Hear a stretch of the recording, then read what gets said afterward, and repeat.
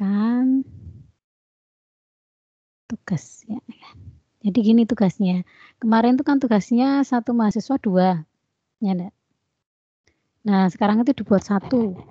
Dibuat 1, jadi tugas hortikultura tahun 2021 ini tiap mahasiswa itu membuat artikel dengan topik permasalahan ya ini kan topiknya ini seperti di daftar kuliah. Nah, dari situ nanti Anda baca-baca kira-kira permasalahan apa yang muncul atau permasalahan apa yang diangkat tentang topik ini. Ya, misalnya yang dapat bagian propagasi tanaman, ya, perbanyakan tanaman. Itu cari jurnal yang mengenai tentang propagasi tanaman. Boleh yang seksual atau aseksual, boleh tanaman apapun, tanaman hortikultura. Nah, sesuai materi yang telah ditentukan. Ini nanti saya belum mengisi namanya, nanti kesepakatan saja penunjukannya seperti apa. Nah, kemudian dari 2 mahasiswa dengan topik yang sama, jadi tentang propagasi tanaman nanti 2 orang. Tidak boleh sama persis. Tidak boleh sama persis itu maksudnya misalnya tentang propagasi aseksual pohon apel misalnya. Ya jangan seperti itu, yang jangan sama persis. Misalnya yang sama itu tentang apelnya. Nah, yang kemarin propagasinya dengan cara apa? Yang satu aseksual, yang satu seksual misalnya. Begitu. Atau propagasi cangkok misalnya. Cangkoknya sama, tetapi yang satu misalnya tanaman apa, yang satu tanaman apa. Nah, pada kajian itu carilah permasalahan. Angkatlah permasalahan yang Anda anggap itu menarik dan penting. Ya, kemudian dibahas. Membahasnya itu berdasarkan referensi yang Anda baca, berdasarkan jurnal. Jadi bukan dari harus jurnal penelitian. Ya. Apakah bisa misalnya textbook? Bisa, tetapi textbook itu jangan sampai separuh dari jurnal yang ditentukan. Jumlah jurnal yang ditentukan. Jumlah referensi yang ditentukan. Sampai sini bisa dipahami untuk topiknya?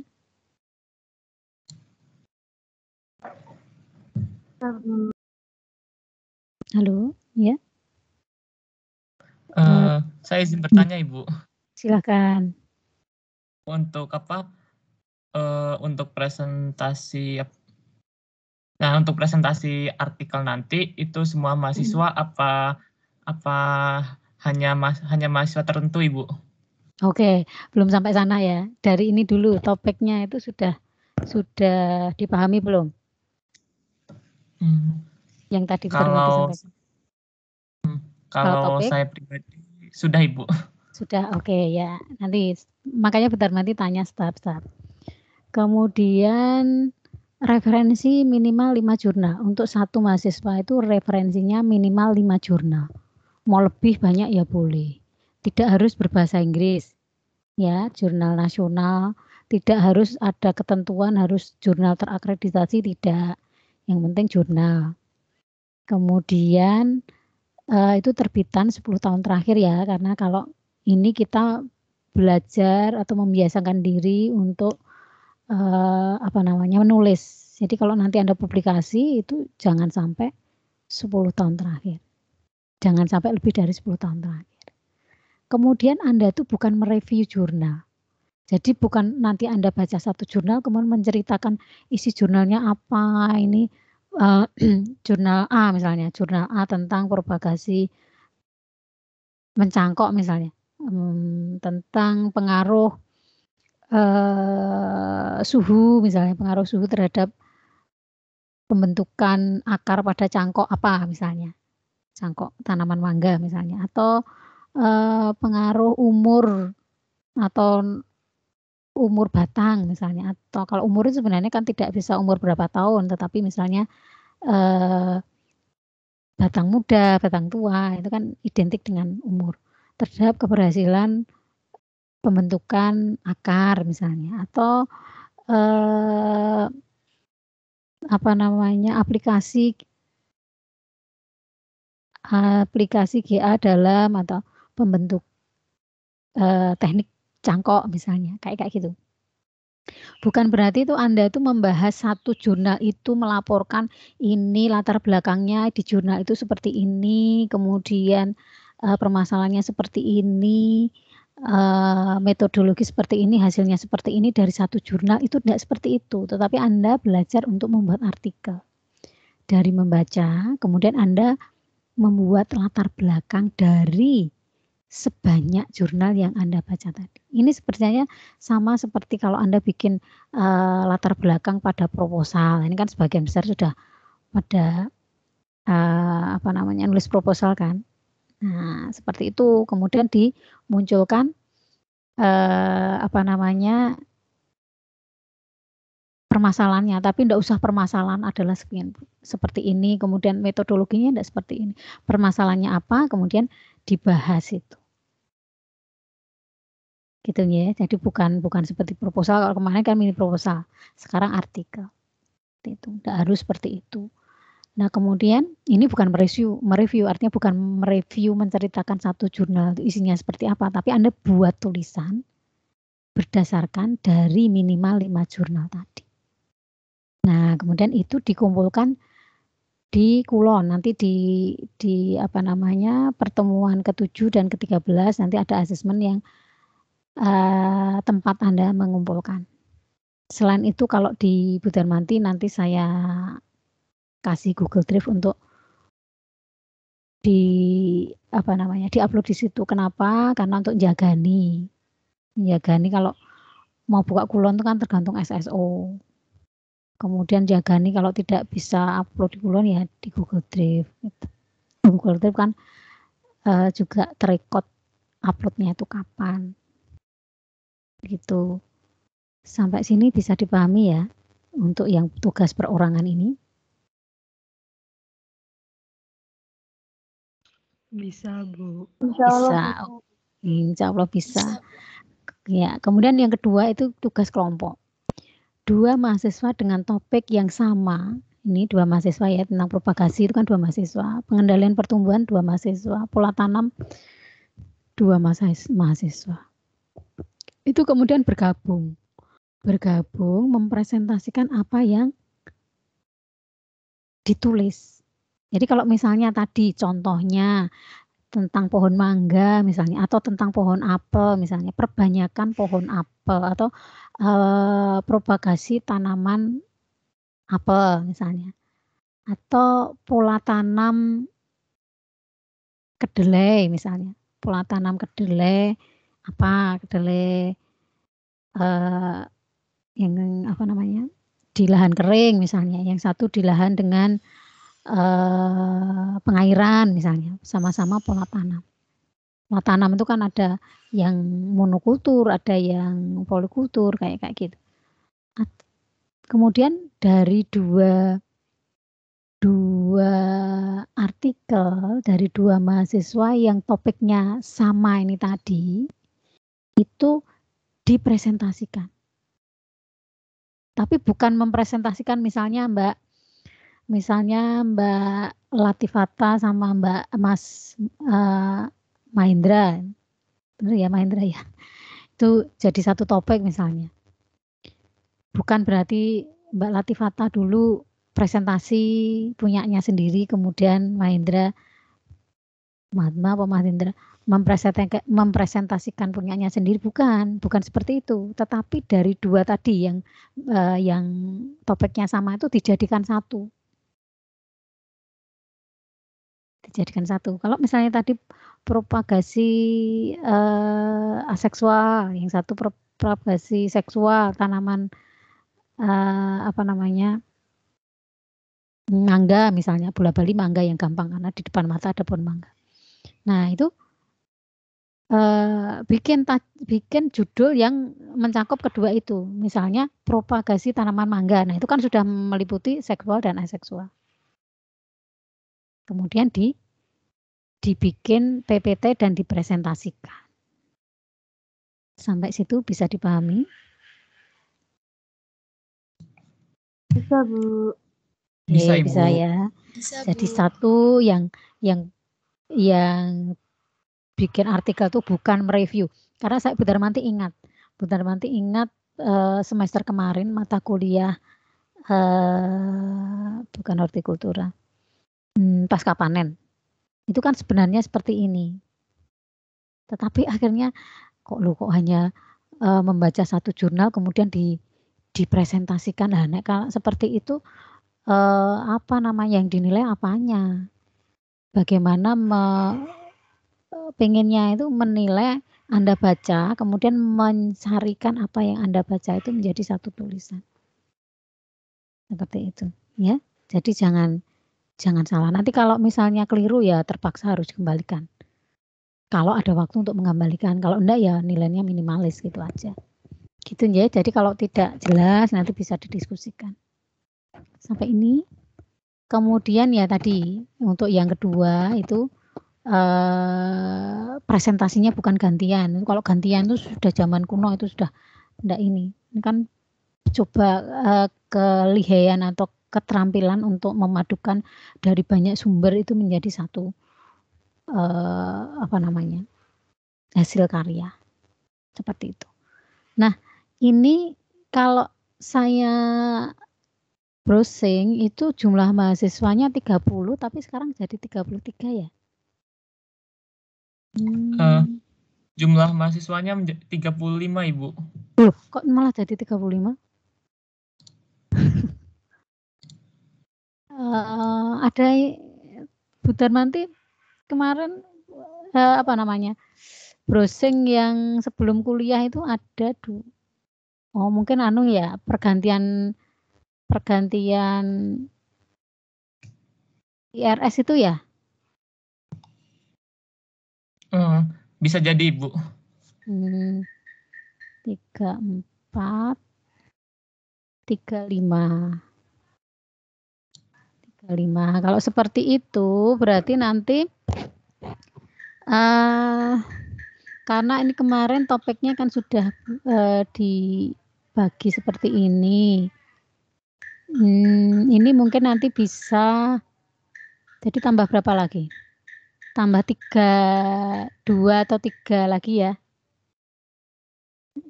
Penyakit, metode tanam, sistem budidaya dalam pot, budidaya anggrek, indoor, tanaman semusim. Oke, gini aja. Ini nanti yang 5 ini diundi. 5 yang terakhir ini diundi, dimasukkan ke kelompok berapa. Itu ya. Dan sebabnya kalau banyak kelompok nanti presentasinya juga waktunya tidak cukup. Jadi anggap saja misalnya ini kelompok 1. Berikutnya kelompok 2, lah nanti itu ber-5 diundi. Kemudian untuk yang mahasiswa inbound, Mbak siapa yang jadi dari ini? Mbak ada enggak sekarang? Iya, Bu. Mbak siapa Mbak namanya? Rifni, Bu. Ya, itu Mbak mau bikin sendiri boleh karena untuk program yang ini kan harus ada nilai, maksudnya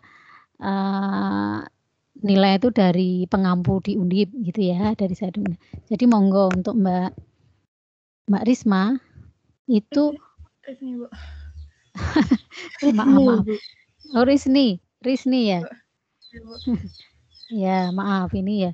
Headsetnya mungkin agak ini putar nanti juga agak pusing tadi enggak bisa ini. Ya, ini silakan mau gabung dengan Mas Mahendra. Ini 35 itu termasuk yang inbound itu atau bukan?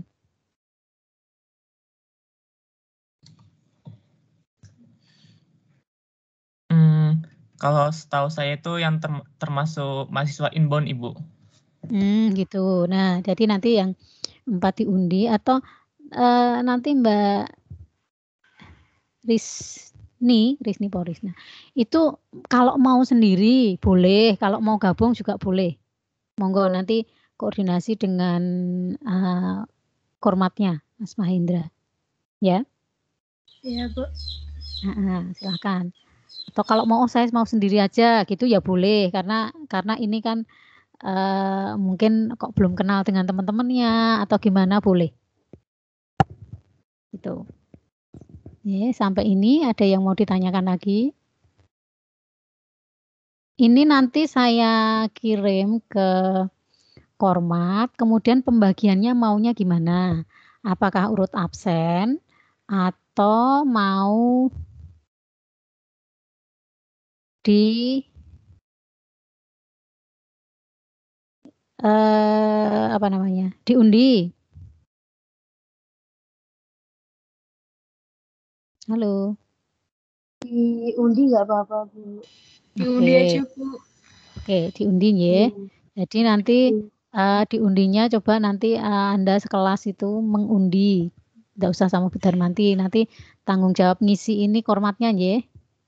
Dari hasil undian itu silahkan nanti diundi. Kemudian ini nanti saya kirim ke kormat. Setelah diundi nanti dikirim lagi ke Bu Darmanti. Nah, ini nanti yang separuh, yang topiknya Bu Darmanti ini berarti presentasinya itu pada minggu ke-7. Ya, minggu terakhir sebelum UTS. Sedangkan yang berikutnya ini karena kuliahnya juga setelah UTS, berarti presentasinya setelah UTS. Tuh, jadi satu mahasiswa itu sebenarnya itu satu tugas ya, satu tugas yang dalam bentuk mandiri dan bentuk kelompok yang presentasi itu. Kalau kemarin kan satu-satu, tidak ada kaitannya. Ya. Maksudnya satu mahasiswa ada 2 yang harus dikerjakan, tetapi yang ini kan topiknya satu. Harapannya biar tidak terlalu membebani. Seperti itu.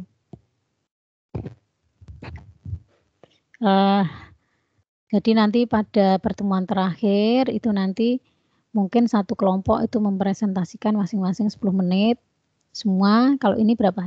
Ini berarti kan ada 7 kelompok, ya 70 menit baru kemudian diikuti dengan diskusi. Teknisnya seperti itu. Ya. Tidak ada lagi pertanyaan?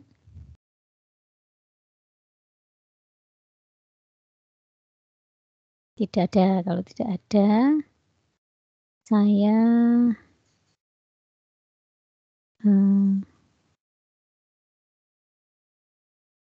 ke topik berikutnya, yaitu pengendalian pertumbuhan tanaman hortikultura. Pengendalian pertumbuhan tanaman hortikultura. Contoh pengendalian pertumbuhan hortikultura, pengendalian pertumbuhan tanaman itu mungkin Anda yang pernah tahu bonsai misalnya. Pernah melihat bonsai? Pernah, Bu. Nah, itu kan sebenarnya salah satu bentuk pengendalian pertumbuhan. Tanaman Tanaman karet misalnya, atau tanaman apa yang biasa dipakai untuk bonsai. Tanaman beringin ya, itu kan beringin itu sebenarnya besar sekali, tapi dengan bonsai itu bisa dalam pot yang kecil. Nah, itu bagaimana bisa dibuat seperti itu menurut Anda?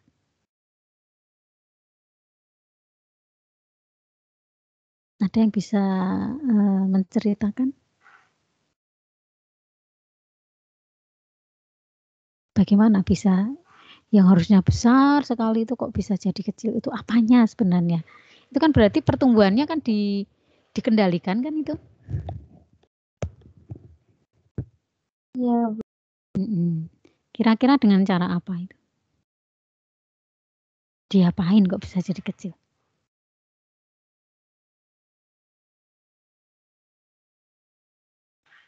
Mungkin dengan modifikasi media tanam.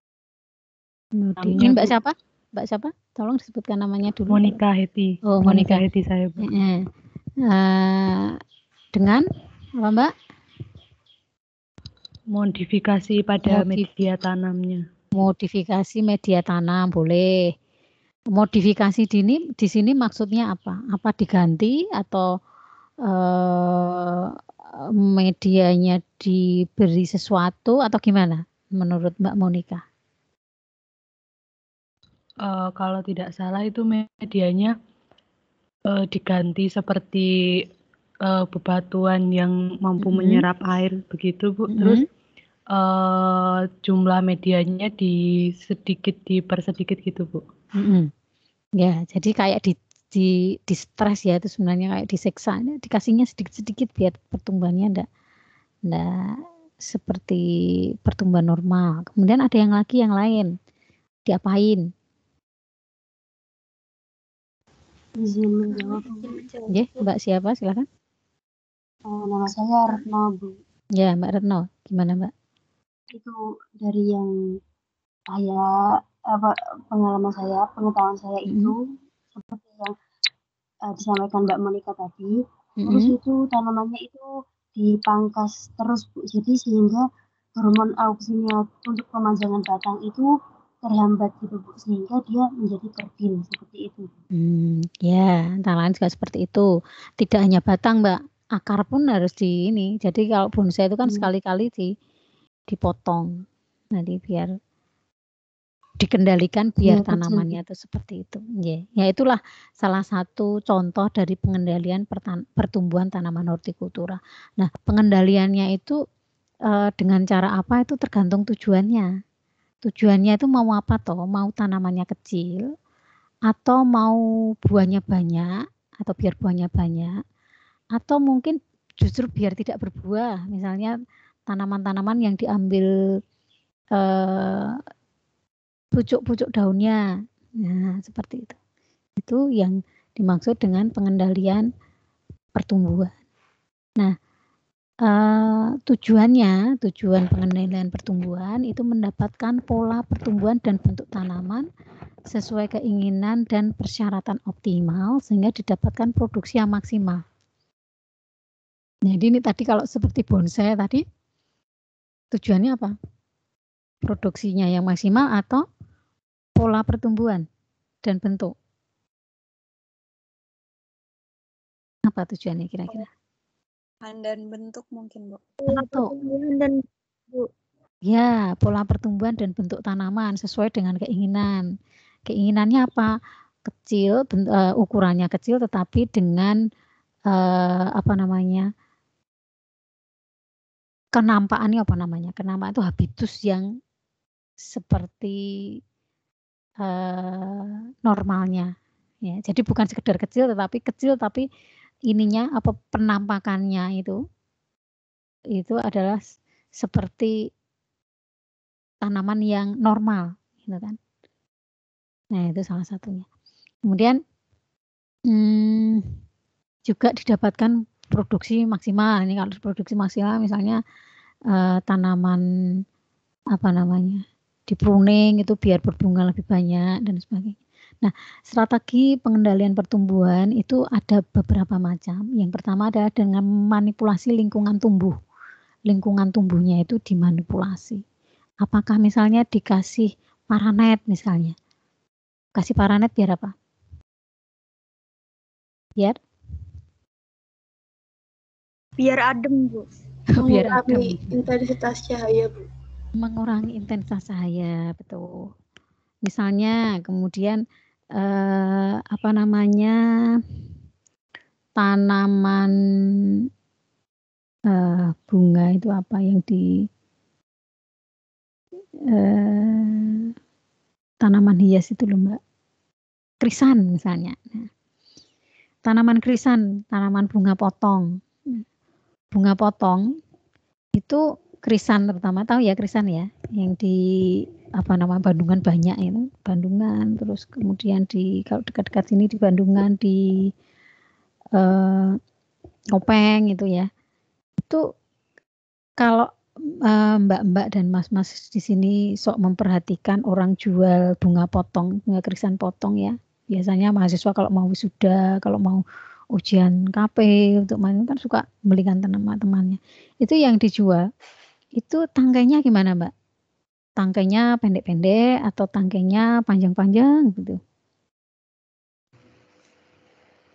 Pendek-pendek. Panjang, Bu, tangkainya.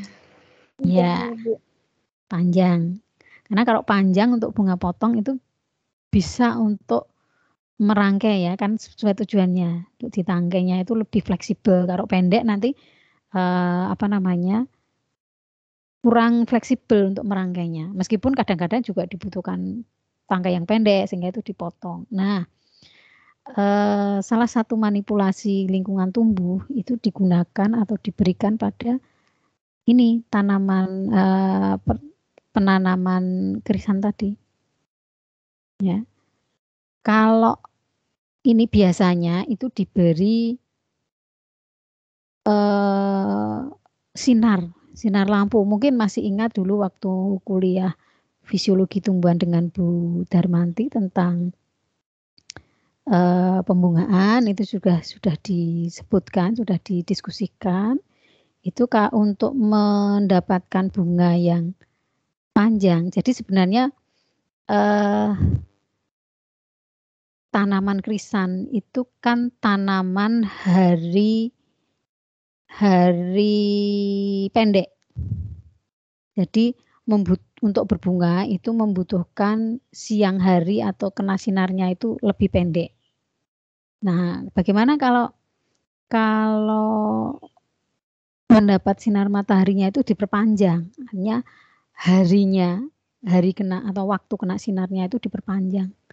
Nah, kalau diperpanjang berarti waktu berbunganya itu jadi lebih panjang. Nah, lebih panjang ini efeknya apa? Efeknya batang krisan itu jadi tinggi dulu, jadi panjang dulu sebelum berbunga. Sehingga didapatkan bunga krisan yang waktu dipanen itu bisa bukan tangkainya sebenarnya, batangnya itu panjang-panjang. Nah, itu yang secara ekonomi lebih tinggi. Nah, di sini dimanipulasi lingkungannya, diberi lampu. Jadi kalau sore itu lampunya dinyalakan berapa jam gitu. Jadi seolah-olah siangnya itu bunga krisannya itu merasa siangnya itu lebih panjang. Ya, padahal bunga krisan itu kan termasuk bunga hari pendek seperti itu. Nah, kemudian tadi ada yang mengatakan kalau krisan itu yang dibutuhkan yang panjang atau yang pendek gitu ya. Tadi ada yang menjawab yang pendek. Itu sebenarnya juga benar.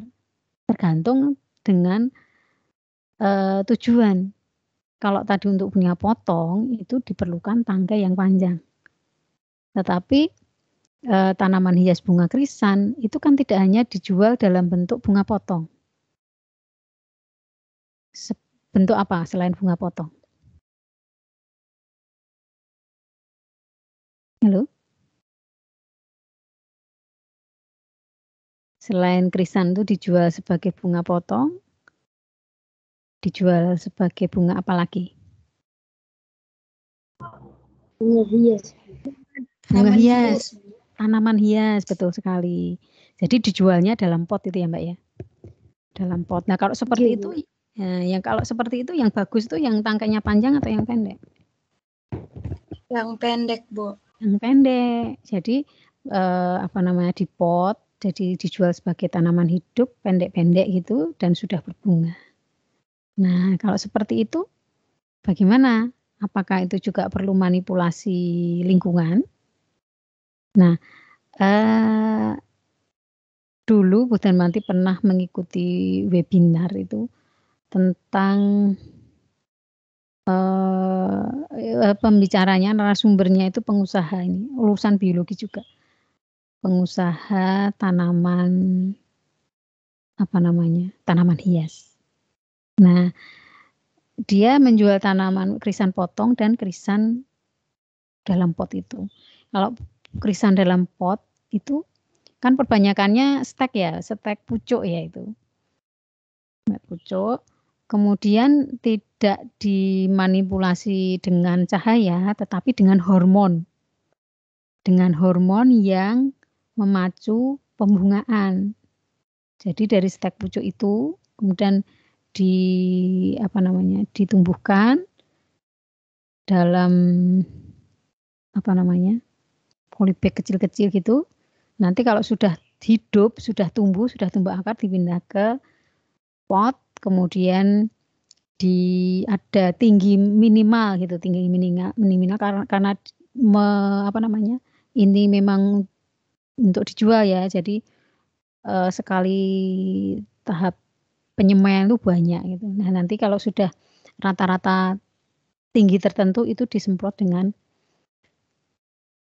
hormon dan pupuk. Pupuknya itu ya pupuk yang memacu pembungaan. Pastinya bukan N. Ya, lebih banyak P-nya gitu. Kemudian diikuti dengan mengubah keseimbangan hormonal, keseimbangan hormon. Nah, Bu Darmati lupa ingat itu hormonnya itu campuran. Jadi tidak sekali dengan GA gitu, enggak. Salah satunya GA.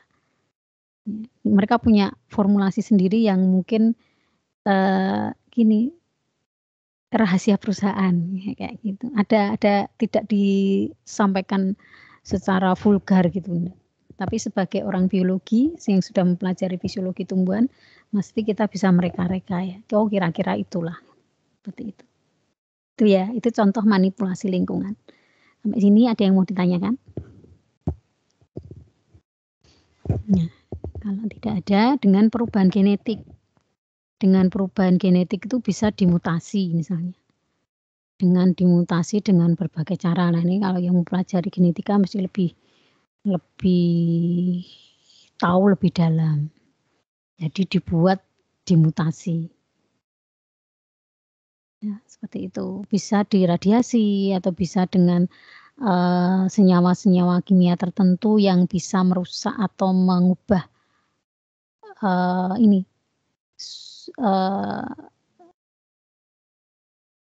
genetiknya. Nah, tapi yang ketiga itu dengan memanipulasi langsung terhadap tanaman. Memanipulasi langsung terhadap tanaman. Nah, untuk kali ini kita tidak membicarakan tentang 1 dan 2 tentang manipulasi lingkungan dan perubahan genetik, tapi kita fokuskan dengan memanipulasi langsung terhadap tanaman itu sendiri. Tanaman itu diapakan gitu. Nah, di sini kita kelompokkan menjadi 2, dengan pengerdilan dan dengan pemangkasan dan pelatihan. Jadi pengerdilan, kemudian yang kedua ada pemangkasan dan pelatihan. Mau dipisah pengerdilan, pemangkasan dan pelatihan juga boleh, monggo. Ya, tadi pengerdilan tadi salah satu contohnya sudah disebutkan tadi. Dengan untuk menghasilkan tanaman bonsai tadi. Nah, pengerdilan itu dari referensi yang Bu Darmanti baca, ini kebetulan yang diulas itu tentang tanaman buah. Sebenarnya tidak harus tanaman buah, tadi tanaman bunga, pohon itu bisa. Nah, untuk tanaman buah itu tujuannya adalah mempermudah tindakan budidaya.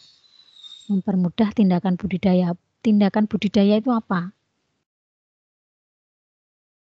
Pemeliharaan. Kemudian pemberantasan hama, penyakit, pemungkutan hasil, dan sebagainya. Tujuannya itu. Kemudian estetika. Estetika mungkin lebih pas kalau salah satu contohnya itu adalah yang ini, yang tadi apa? Bonsai tadi. Bunga. Bonsai tadi kan kaitannya dengan estetika. Nah, harganya mahal. Gitu. Nah, untuk mengerdilkan tuh caranya bagaimana? Caranya adalah bisa menyambung, bisa juga dengan cara menghambat pertumbuhan. Lah yang tadi, bonsai tadi itu adalah menghambat pertumbuhan. Caranya antara lain seperti itu. Jadi secara berkala itu nanti mungkin ada yang suka bonsai atau punya tanaman bonsai. tanaman bonsai itu ya, kalau misalnya Anda punya bonsai, kemudian kemarin suka, sekarang tidak punya waktu misalnya, ditaruh di tanah ya nanti bonsainya itu akan berubah bentuknya, akan menjadi besar misalnya akarnya sudah menembus pot, masuk ke dalam tanah, nah itu sudah ini lagi, sudah akan tumbuh normal lagi, karena akarnya bisa sampai tanah. Ya, jadi ada bisa menyambung, bisa juga dengan menghambat pertumbuhan. Menghambat pertumbuhan itu caranya macam-macam. Salah satunya adalah dengan memanipulasi tadi. Memanipulasi hara. Namanya seperti itu. Nah, kita mengerdilkan yang pertama dengan menyambung dulu. Menyambung di sini memanfaatkan batang bawah atau batang sisipan yang bersifat kerdil. Jadi disambung, tanaman itu batangnya disambung. Kemarin di seminggu lalu kita sudah mendiskusikan bagaimana itu menyambung. Ada tanaman yang gampang disambung, ada yang mungkin tidak, ada tingkat kesulitannya sehingga jarang untuk disambung. Nah, ini bisa disambung dengan tanaman yang memang secara genetik kerdil. Jadi mungkin batang bawahnya itu adalah yang normal, kemudian batang atasnya disambung dengan batang yang memang tanaman kerdil. Nah, dengan cara seperti ini, sebenarnya ini ada dua hal yang perlu dipertimbangkan tentang ukuran pohon dan produktivitas. Ukuran pohonnya bisa kecil, tetapi kalau untuk produktivitas misalnya buahnya ya jangan diharap nanti kecil terus buahnya banyak dan besar-besar, kan nggak mungkin. Jadi ini harus dipertimbangkan maunya yang mana, yang dituju itu yang mana. Ya. Ini nanti kaitannya dengan lebih lanjut nanti di tanaman di tabulam pot, tanaman buah dalam pot yang nanti setelah UTS itu ada topik seperti itu. Bu Darmanti punya beberapa jenis tanaman yang memang sengaja ditanam di pot, ya, ditanam di pot, berbuah, memang berbuah, seperti kelengkeng, mangga, apalagi jambu. Kelengkeng ada beberapa, jambu ada beberapa, jeruk seperti itu. Rambutan juga ada, belimbing dan beberapa lagi. Itu di pot itu ya berbuah.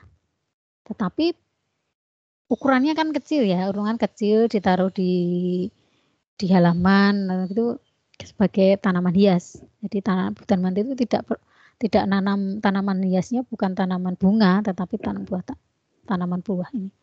Nah, ini apa namanya, sawo juga ya, itu bisa berbuah. Tapi ya berbuahnya misalnya contohnya ini apa namanya, kelengkeng gitu ya, enggak seperti banyak itu, enggak, paling hanya berapa dompol gitu. Dan biasanya kalau mau metik itu eman-eman ya, itu penyakit tuh, eman-eman, nanti tahu-tahu didahului oleh kelelawar. Ini jadi antara ukuran pohon dengan produktivitas itu harus dipertimbangkan maunya yang mana. Nah, kemudian ini contoh penyambungan itu pada tanaman apel. Pada tanaman apel, batang bawah itu artinya yang ada akarnya, kemudian batang atas itu yang diambil dari tanaman yang lain. Ya, untuk ini hasil penelitian bahwa untuk batang bawahnya itu varietas M8 itu indeks pertumbuhannya itu 40. Demikian sampai kontrol itu tanpa disambung itu kan 100%. Nah, kalau disambung berarti kan dipotong ujungnya kemudian disambung dengan tanaman yang lain. Nah, nanti hasilnya seperti ini. Kalau misalnya indeksnya batang bawahnya itu M26. Ini nanti kalau ini kan 50 ya, indeks pertumbuhannya 50. Ini nanti kalau dibandingkan dengan kontrol yang tanpa disambung ya tingginya separuhnya. Seperti itu. Yang M8 itu ya separuhnya kurang, ada 40%. Seperti itu. Apakah Anda terganggu dengan suara ini gerinda? Gerinda dari tukang kayu? Tukang kayu apa tukang besi? Tidak, Ibu. Tidak. Tidak, Ibu. Jadi tidak masuk karena saya pakai headset. Ini suara rumah tetangga yang sedang renovasi, jadi sangat mengganggu sebenarnya, tapi ya enggak apa-apa yang namanya. Nah, ini contohnya. Contoh pada tanaman apel itu disambung dengan 3 batang. Ada batang bawah, kemudian batang tengah dan batang atas. Nah, kenapa itu 3? Ini ada tujuannya. Tujuannya antara lain adalah menyambung batang atas dan batang bawah yang sebenarnya kalau dijadikan satu langsung disambung itu tidak kompatibel, inkompatibel. Jadi tidak bisa. Nah, kemudian diakali dengan adanya batang tengah yang kompatibel dengan tanaman atas dan batang bawah. Seperti itu. Batang tengah itu sering disebut sebagai interstalk. Nah, ini bisa juga membawa sifat kerdil. Nah, yang disambungkan, mana yang disambungkan nanti kita lihat dilihat, dipilih sifat apa yang diingini. Kemudian menyambung dengan 3 jenis batang itu bisa mengkoreksi sifat buruk perakaran batang tengah. Jadi misalnya tanaman A, jenis A itu perakarannya jelek tapi buahnya manis misalnya. Nah, itu bisa kita pakai sebagai batang tengah maupun batang atas. Yang batang bawah itu dipakai tanaman yang memang jenis perakarannya bagus. Nah, untuk sekarang ini yang banyak dikerjakan itu adalah batang bawah itu tanaman yang dari biji. Dari biji itu kelebihannya apa? Kalau tanaman dari biji. Batangnya kokoh, Bu. Batangnya kokoh, terus apa lagi? Yang lebih spesifik lagi, yang lebih istimewa lagi? Akarnya lebih kuat, Bu. Lebih kuat. Apanya yang lebih kuat? Akarnya. Akarnya lebih kuat. Ya, itu keistimewaannya kan itu. Kekurangannya kalau tanaman itu dari biji? Rasa buahnya lama. Berbuahnya lama. Rasa buahnya ada kemungkinan berbeda dengan induknya kan gitu. Nah, jadi mungkin Anda pernah membaca atau melihat orang jual ini biji durian atau biji apokat. Nah, atau biji apokat, biji durian jual untuk apa? Biasanya jualnya itu karungan, karung berapa atau kilo gitu. Nah, itu sebenarnya digunakan untuk membuat batang bawah ini. Jadi disemaikan bijinya itu, kemudian setelah pada ukuran tertentu itu nanti dipotong. Pucuknya dipotong, disambung dengan tanaman yang sudah dewasa. Jadi tanaman yang sudah dewasa sudah pernah berbuah dan kualitas buahnya itu memang yang dicari. Tuh, disambung. Jadi nanti akarnya kokoh, kemudian cepat berbuah dan buahnya tidak berubah. Buahnya sesuai dengan induknya. Gitu. Untuk tanaman yang seperti ini hati-hati. Ini kan banyak dijual. Karena kalau seringkali di batang bawah ini itu juga tumbuh tunas kadang-kadang. Nah, itu harus dibuang. Batang tunas yang tumbuh dari batang bawah itu harus dibuang karena biasanya itu rakus dan rakus hara maksudnya. Kemudian pertumbuhannya itu dominan, jadi melebihi yang di atasnya. Kemudian jelas tidak terjamin buahnya. Nah, itu harus dibuang begitu tumbuh, jangan sampai nanti fotosintat itu terbuang-buang di sini ke tunas tadi. Nah, kalau seringkali ini yang buat Darmanti alami sendiri itu kadang-kadang tuh sayang ya, ledung-ledung gitu kok dibuang, dipotong gitu sayang. Nah, itu sebenarnya penyakit itu. Penyakit apa? Penyakit eman-eman itu loh. Nah, kalau lihat ledung-ledung itu kan bagus itu ya. Nah, padahal ini nanti ke depannya justru pertumbuhan akan dominan di situ. Itu pernah saya alami itu ketika nanam pohon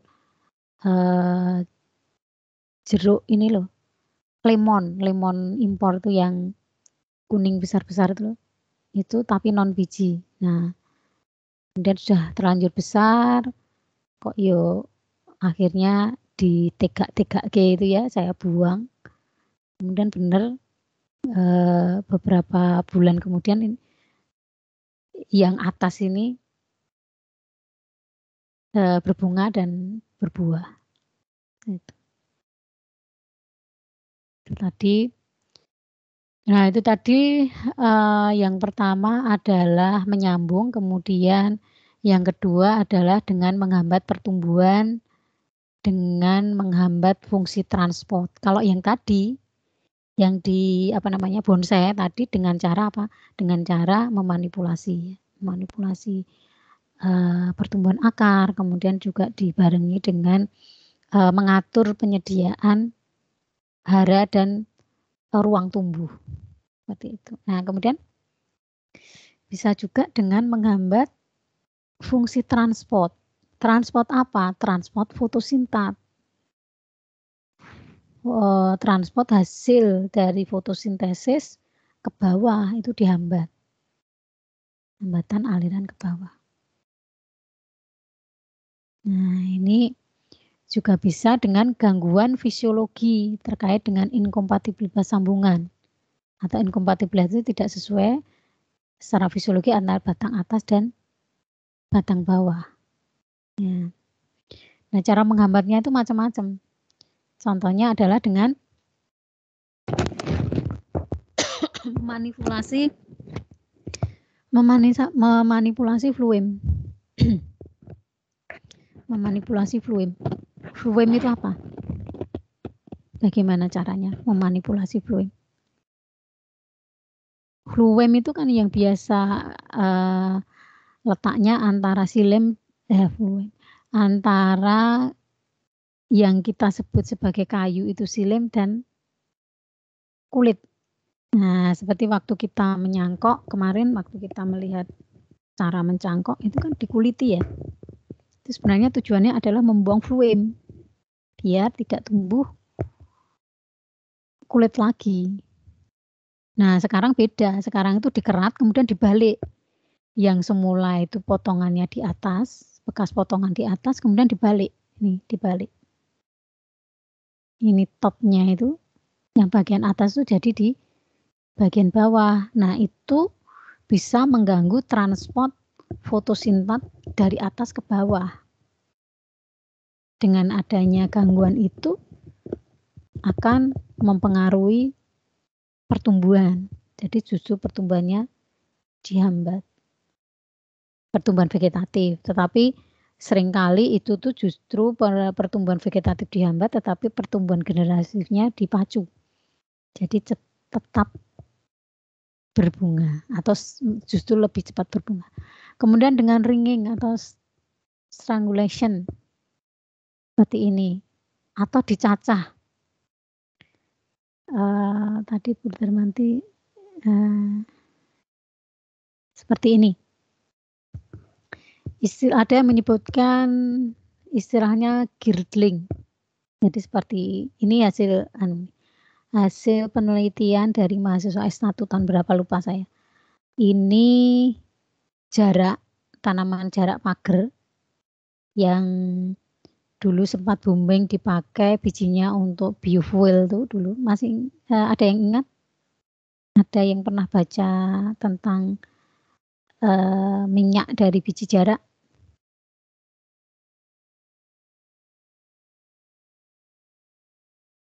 Halo. Apakah Bu Darmanti ada temannya di sini? Iya, Bu. Pernah dengar, Oke, ya. Nah, dengar ya. Nah, ini hasilnya itu ketika dilukai ya, seperti dicangkok itu kemudian diikat dengan, kalau ini diikatnya dengan kabel apa ya, ya. Kalau cowok mesti tahu. Yang dibungkus dengan plastik, jadi ada plastiknya, ada bungkus plastiknya. Kenapa dipilih yang ada bungkus plastiknya di luar, dalamnya besi ya? Kok besi itu apa namanya, serat itu biar tidak karatan, ya tidak karatan. Nah ini hasilnya setelah seperti ini pertumbuhan yang di atas sana tidak ada fotonya ya, itu lebih pendek, tetapi buahnya itu lebih banyak. Jadi dari beberapa, jadi satu tanaman ini ya, nanti dari bawah kan batangnya ada beberapa. Nanti yang diperlakukan itu tidak semua batang. Kalau misalnya itu dari bawah itu ada 4 batang itu, yang 2 digilding seperti ini. Dari tanaman yang sama. Nah, itu akan kelihatan. Yang diperlakukan seperti ini, itu nanti tidak panjang-panjang, tetapi buahnya banyak. Kemudian justru di bawahnya ini nanti akan tumbuh cabang-cabang. Jadi cabang-cabangnya itu tumbuh di sebelah bawah gilding ini. Nah, jadi kesimpulannya itu dengan cara seperti ini produktivitas dari bijinya itu lebih tinggi. Itu penelitian yang sederhana, tapi ya memang agak lama ya. Nah, itu kalau penelitian seperti ini dilakukan dilakukan sejak awal gitu ya. Jadi tidak buru-buru harus segera lulus, nah itu bisa. Dan ini bisa dicobakan ke tanaman-tanaman yang lain.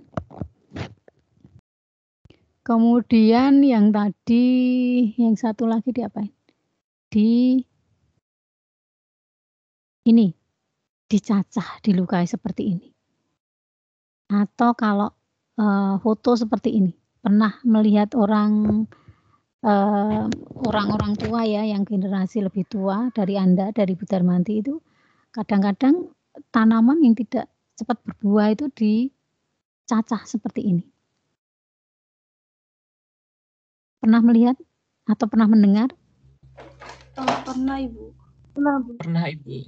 Pernah ya. Kalau dulu zaman orang yang lebih tua lagi ya, yang zaman dulu itu ceritanya itu Bu Darmanti sempat dapat cerita, karena Bu Darmanti kan termasuk orang zaman dulu. Itu katanya kalau buah ini yang saya dengar itu pohon nangka. Nangka itu katanya suruh kalau enggak cepat-cepat berbuah suruh dimarahi. Mana tanaman tahu dimarahi. Dengan cara pakai pisau ini dicacah-cacah ini. Nah, kalau orang tua mungkin mikirnya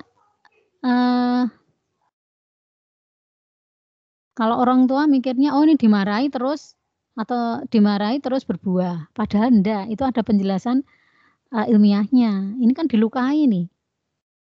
Ya enggak? Dilukai ini nanti akan mengganggu transport fotosintas dari atas ke bawah. Nah, ini nanti akan memacu fase generatif di bagian atasnya. Kalau misalnya ini ada cabangnya ya, cabang kanan kiri yang dicacah itu yang sini, ya berarti yang di atasnya. Kalau sebelahnya tidak dicacah ya tidak terpengaruh. Dan ini sudah Bu Darmanti terapkan di pohon ini loh apa? Satunya Srikaya itu apa ya? Satunya yang saudaranya Srikaya, Annona muricata. Ada yang tahu? Kok lupa ya? Sersat. Ya, betul, sersat.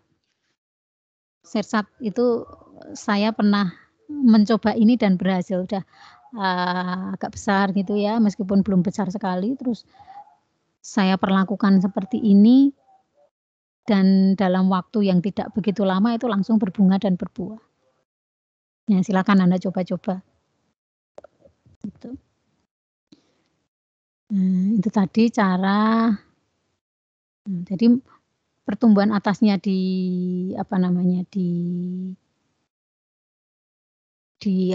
dimanipulasi. Nah, ada yang bisa menerangkan mengapa itu kalau diperlakukan seperti ini kemudian bisa pertumbuhan vegetatif atasnya itu turun tetapi generatifnya naik. Kira-kira apa? Gimana kalau ditanya seperti itu? Perlakuan breeding, pencacahan atau pembalikan kulit itu dapat merangsang pembentukan pertumbuhan generatif. Misalnya diminta untuk merangkan gitu, jawaban Anda seperti apa?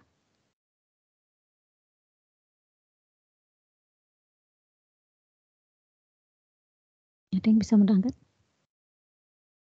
Satu hal tadi sudah disampaikan Bu Darmanti, tetapi bisa ditinjau dari hal yang lain lagi.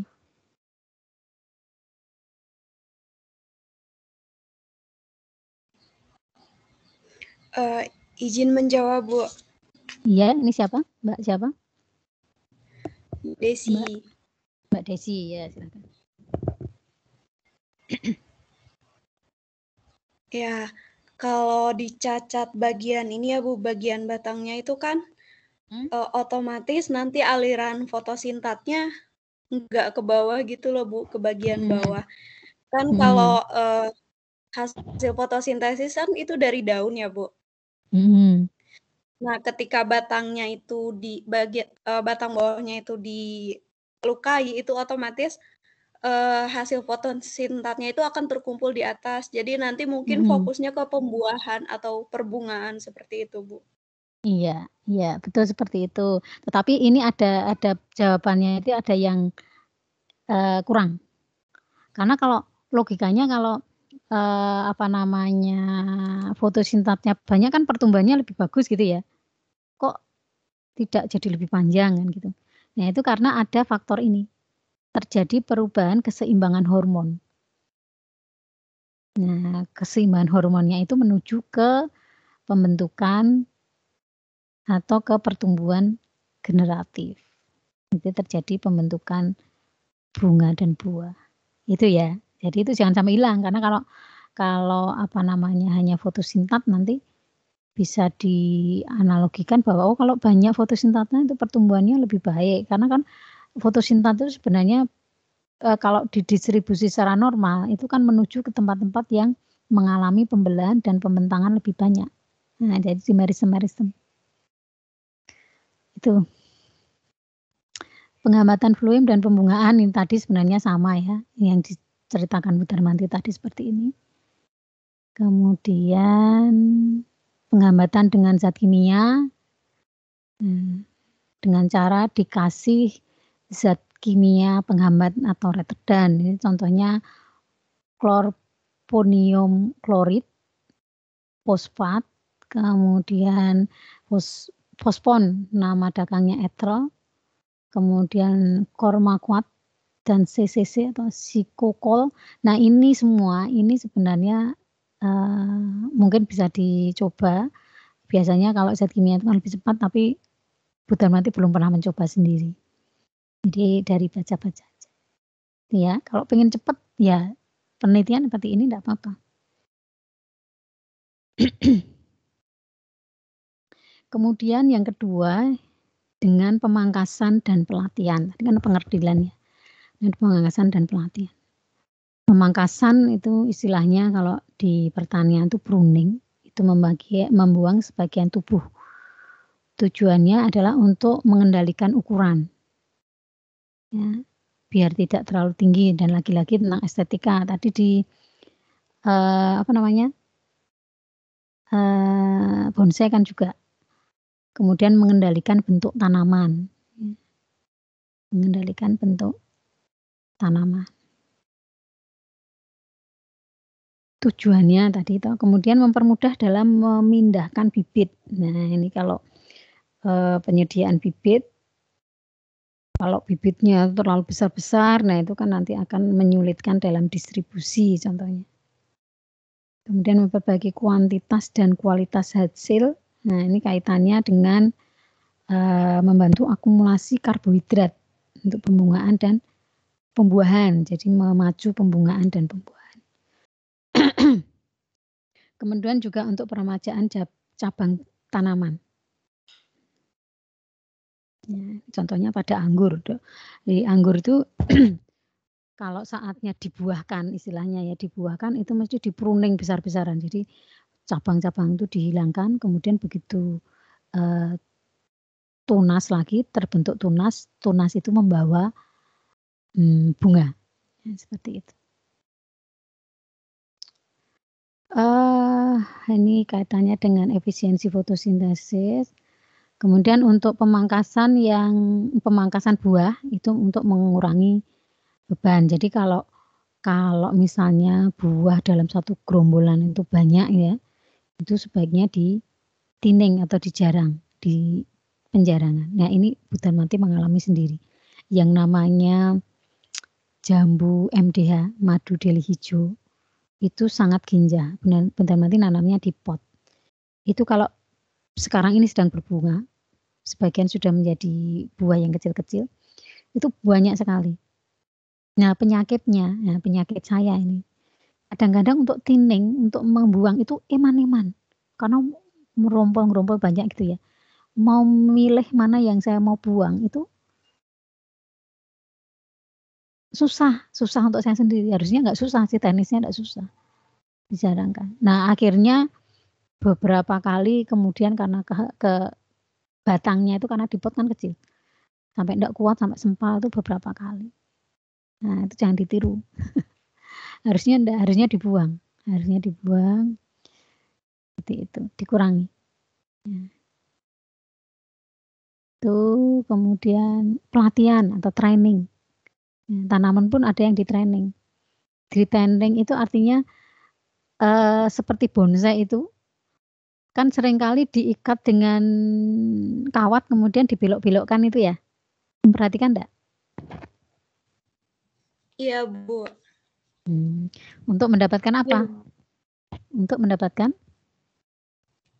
bentuknya bentuknya biar bagus gitu ya, estetik gitu ya. Nah, itu kalau bonsai. Demikian juga misalnya anggur. Anggur itu dibuat sedemikian rupa, jadi tidak tinggi-tinggi biar nanti memetiknya itu gampang. Gitu. Ini mungkin nanti bisa dibaca sendiri. Ini salah satu bentuk latihan ya, latihan di pohon itu dibentuk-bentuk seperti ini termasuk latihan. Nah ini pohon anggur yang dipruning besar-besaran. Selain dipruning, itu juga ini Anda lihat, ini cabangnya itu dibuat seperti lengan gitu ya. Jadi tidak tinggi-tinggi sekali. Nanti kalau metik itu gampang. Nanti gampang. Ini juga dibuat seperti ini.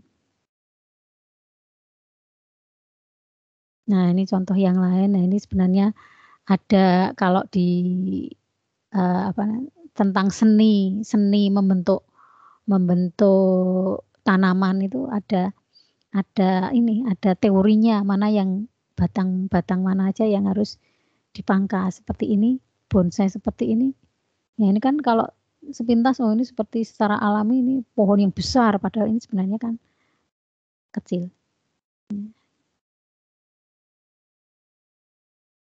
Ini masih contoh pohon anggur tadi.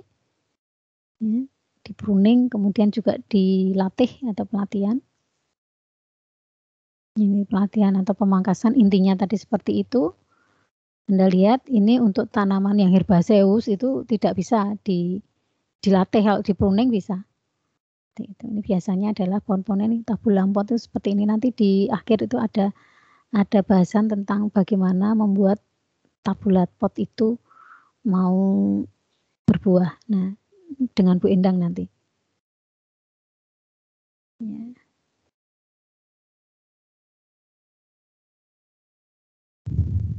Tapi kalau mau tanya ke Bu Darmanti juga boleh. Ya, ini kerangka pohon berkayu, ini nanti dasar-dasar untuk apa saja yang bagian mana saja yang harus dipotong. Nah, ini ada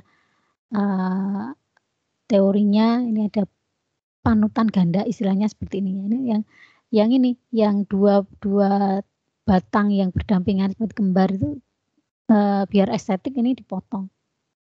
Kemudian tunas air atau wiwilan. Nah, tunas air atau wiwilan itu yang biasanya ini mendatar batangnya, kemudian ada cabang yang tegak lurus. Nah, ini tunas air atau wiwilan itu batang yang tidak produktif. Artinya ini nanti susah berbunga, susah berbuah. Jadi lebih baik dihilangkan kalau ada cabang seperti ini. Kemudian cabang yang saling tumpang tindih misalnya seperti ini. Ya, ini dianggap tidak bagus. Kemudian cabang yang ternaungi atau lemah misalnya. Kemudian carang atau turbusan ya, turbusan dekat tanah itu harus dibuang. Nah, seperti itu.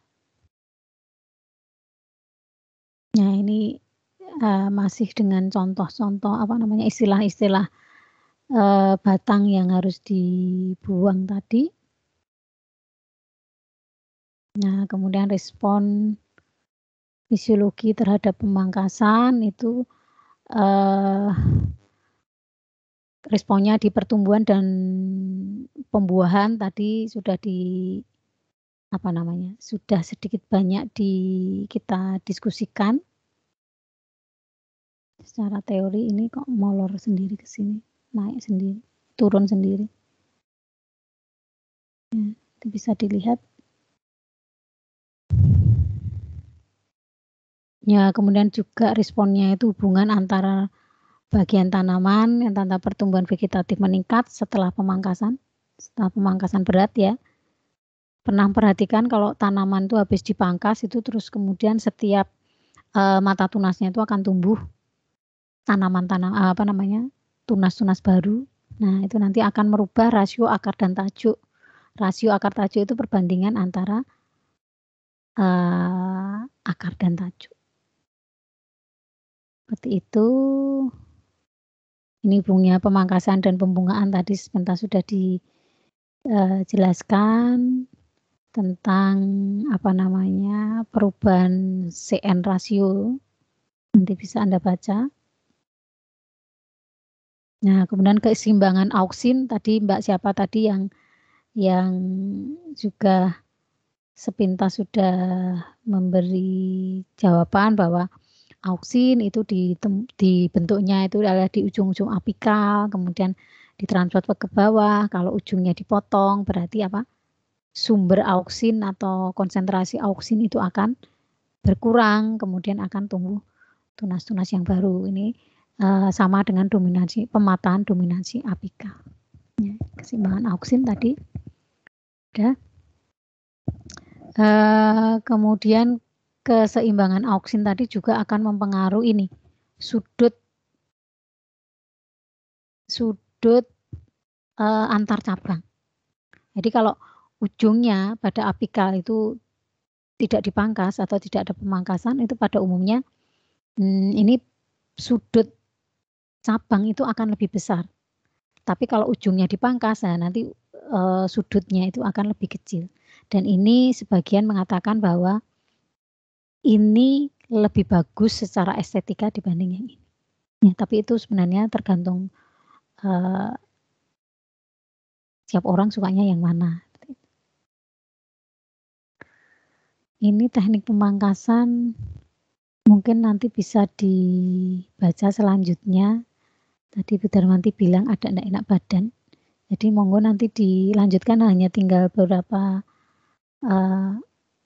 slide dan gambar-gambar. Topiari ini adalah membentuk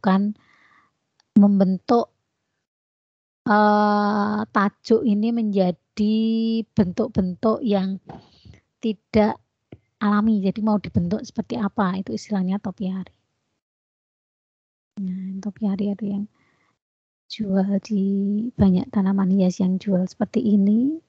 Kemudian ada juga yang dibentuk-bentuk seperti ini. Nah, ini bagian dari hortikultura. Kalau kita ingat di diskusi kita yang pertama tentang pembatasan hortikular. Oke, sampai ini ada yang mau ditanyakan? Permisi Ibu. Yeah.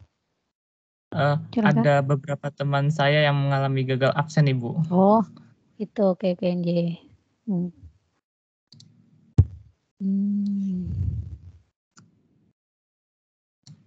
Siapa Mas? Yang pertama itu ada Desi Fatmala Bu. Desi kenapa nggak bisa? Iya Ibu, tadi hanya menggunakan HP Bu, jadi nggak bisa absen. Ini Mbak Desi ya? Ini Mbak Desi ya? Iya Oh, Bu. bisa masuk tapi nggak bisa absen. Oke, nggak apa-apa. Terus siapa lagi? Makasih Ibu. Iya, ada sama-sama. Ardianti, oke. Siapa lagi? Ada Fauzan Noval juga Ibu. Fauzan Noval. Ya. Oke, ada lagi? Lalu yang terakhir ada Ulul Khairiyah Ibu. Ulul. Ya, Ulul Khairiyah. Ulul kenapa Mbak Ulul nggak bisa? Oke. Ada lagi? Sudah tidak ada lagi Bu. Terima kasih banyak. Itu tadi ada Yosi, itu tadi memang nggak masuk ya? Nggak mengkonfirmasi. Nih, Yosi Rizal Adiaksa. Kalau Yosi belum konfirmasi Ibu. Oke, ya udah mungkin memang enggak kuliah. Nggih, terima kasih. Maaf ini waktunya belum habis. Anda bonus untuk Anda. Saya yakin Anda bisa gunakan yang lain. Ini dan nanti semakin lama semakin tidak enak badan. Oke, terima kasih untuk kuliah hari ini. Anda bisa meninggalkan forum. Kemudian ya itu saja. Oke. Assalamualaikum warahmatullahi wabarakatuh. Waalaikumsalam. Terima kasih. Ya, sehat-sehat semua ya. Nggih, Bu. Sehat selalu Ibu.